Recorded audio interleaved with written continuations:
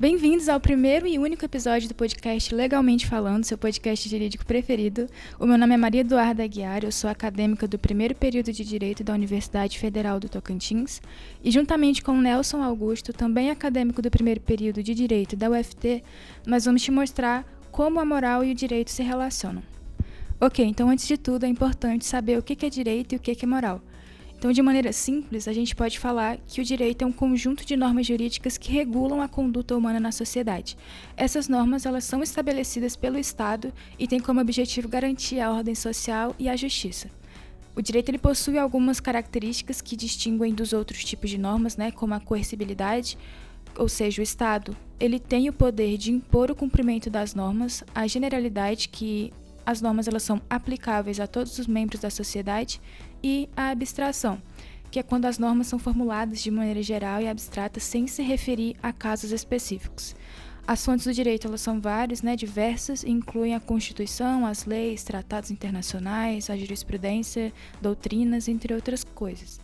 Agora, sobre moral, a moral é um conjunto de valores, em princípios e normas que regem a conduta humana em relação ao bem e ao mal, ao certo e ao errado.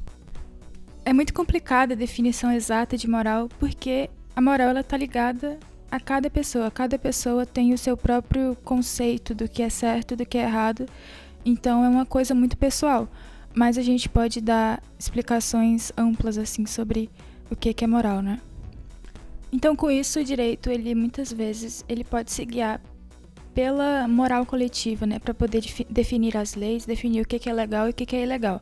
Então, esses valores e princípios, eles podem variar de acordo com a cultura, de acordo com a religião, com as tradições de cada sociedade. A moral, ela possui também algumas características que se diferenciam do direito, como a não coercibilidade, ou seja, não há uma autoridade que possa impor o cumprimento das normas morais, a subjetividade, que é cada pessoa pode ter a sua própria visão sobre o que é certo e o que é errado, sobre o que é bem e o que é o mal, e a concretude, porque as normas morais elas estão formuladas com base em casos concretos e específicos. E é importante ressaltar que nem sempre as normas morais elas são coincidentes com as normas jurídicas. Embora o direito e a moral sejam conceitos distintos, eles têm uma relação de complementaridade, isso porque a moral ela pode ser vista como um fundamento do direito na medida que os valores e princípios morais eles podem inspirar a criação das normas jurídicas. Existem muitas discussões, porque ao longo do tempo esse entendimento de que existe uma separação entre moral e direito ela foi se construindo, ao longo dos anos, ao longo dos séculos.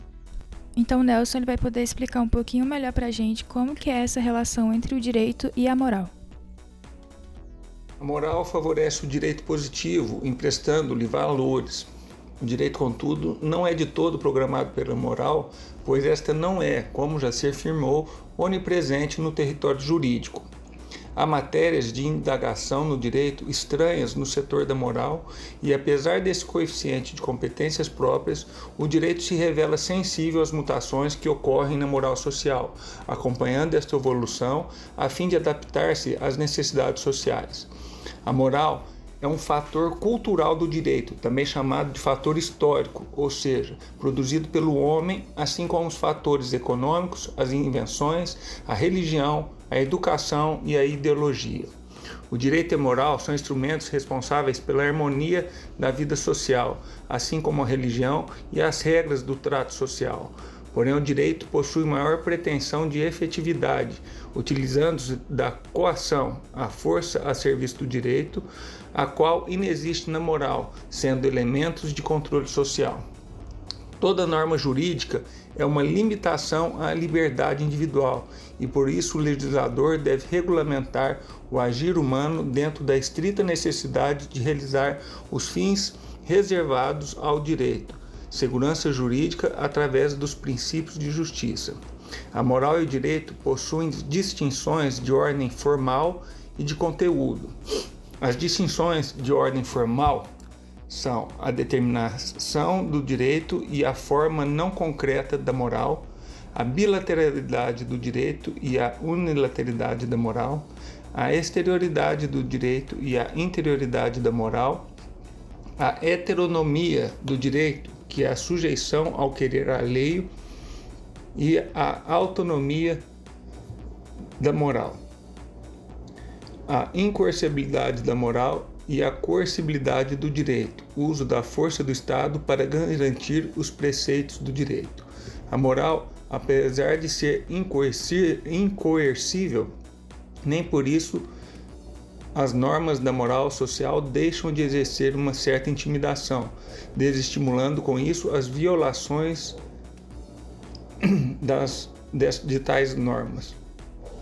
Distinções da moral e do direito quanto ao conteúdo, o significado de ordem do direito e o sentido de aperfeiçoamento da moral. Nesse tema, o direito limita-se a estabelecer e garantir um ambiente de ordem, a partir do qual possam atuar as forças sociais, conferindo consistência ao edifício social através da legalidade, enquanto a moral visa o ser humano e seu aperfeiçoamento, estabelecendo seus deveres diante do próximo, de si mesmo e perante Deus. O bem deve ser vivido em todas as direções. Teorias dos círculos e o mínimo ético. Teoria dos círculos concêntricos, onde a ordem jurídica estaria contida totalmente no campo da moral, sendo os dois círculos, moral e direito, concêntricos, estando o direito subordinado à moral. Teoria dos círculos secantes.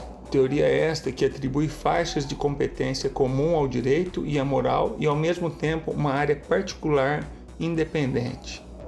A visão kelseniana, a qual desvincula o direito da moral, sendo esses dois sistemas de esferas, círculos, diferentes e independentes totalmente.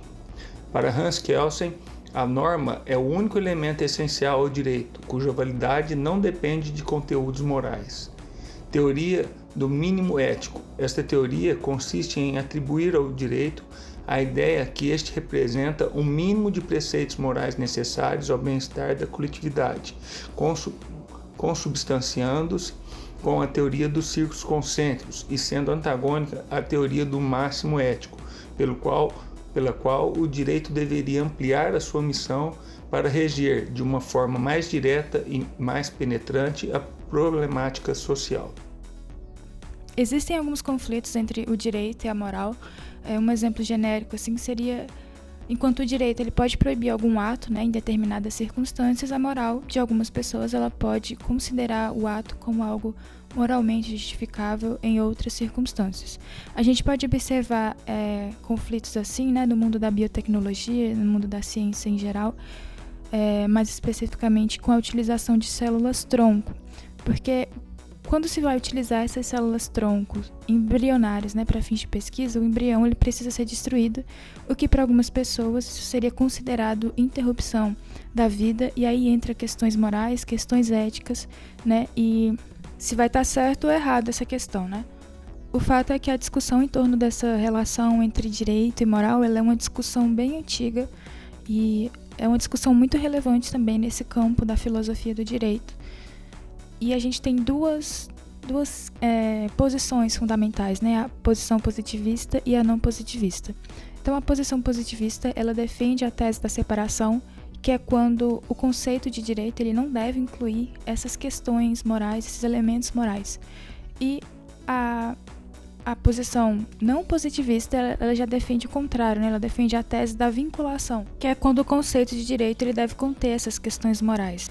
Então, depois dessa conversa, depois dessas explicações, a gente chega à conclusão de que o direito e a moral elas são conceitos importantes para a organização da sociedade, Embora eles sejam conceitos distintos, diferentes, eles possuem uma relação de complementaridade e podem entrar em conflito em determinadas situações. Então, a gente finaliza o episódio por aqui. Eu espero que você tenha gostado e que tenha aprendido algo novo.